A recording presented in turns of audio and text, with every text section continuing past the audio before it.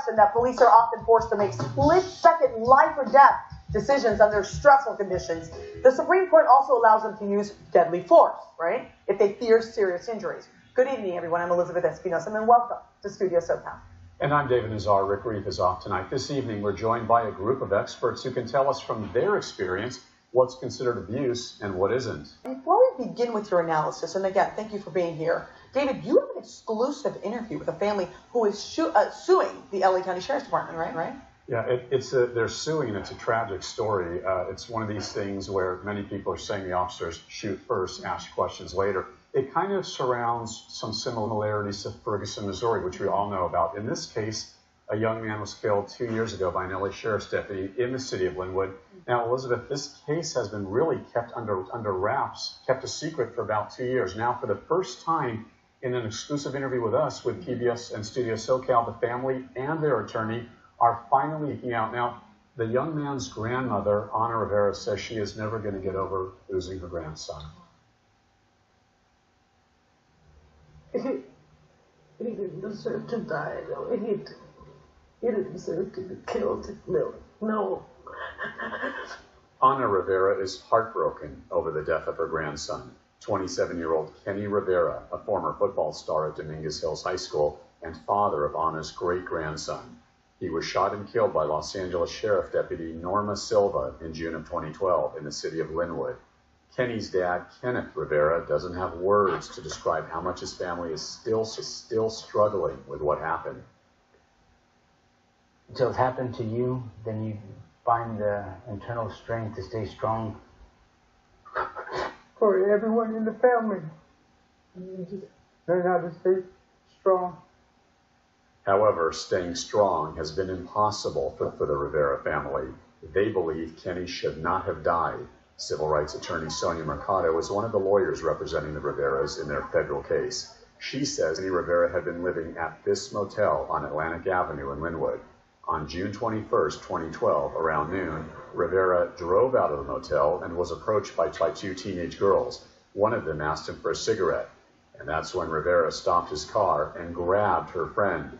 She yelled and screamed at him, and he let her go. According to both girls' depositions, Rivera apologized to them and said, quote, "My bad." But a woman working in an office across the street heard the scream and called police. The police were summoned and they came. Officer Silva was coming south on Atlantic. Two officers were coming north.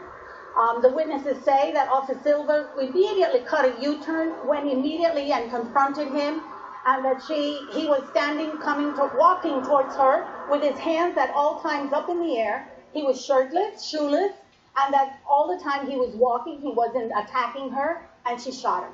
That's the evidence that we have, Dave. Mercado says there are 9 witnesses who saw the shooting, including the teenager he grabbed, and they all testified that Kenny Rivera's hands were in the air above his shoulders at all times when the deputy shot him. The Rivera family is suing on 3 counts. First, for excessive force by Deputy Norma Silva. Second, the LA Sheriff's Department and LA County for a culture and practice of encouraging and facilitating the shootings of unarmed citizens.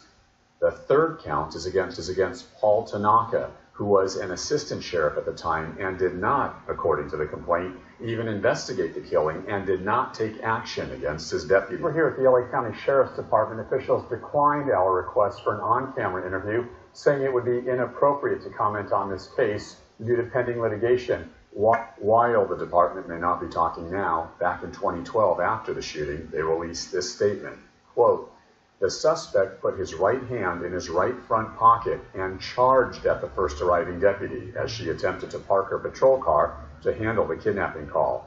Believing the suspect was armed and in fear for her safety, the deputy fired several rounds from her weapon, striking the suspect in the upper torso. Several witnesses saw the kidnapping and the subsequent shooting.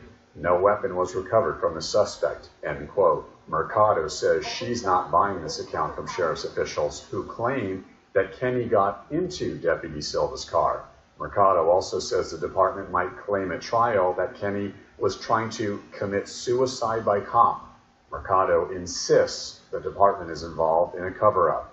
This is a typical police officers denying responsibility and typical trying to put it on the victim they killed, that somehow it's their fault and they want it to die. It's outrageous that they're arguing this. And so the way that Officer Silva approached this young man and senselessly killed him should be offensive to anybody who observed or saw what happened to Mr. Rivera. My opinion is that he had every reason to live. Every reason to live.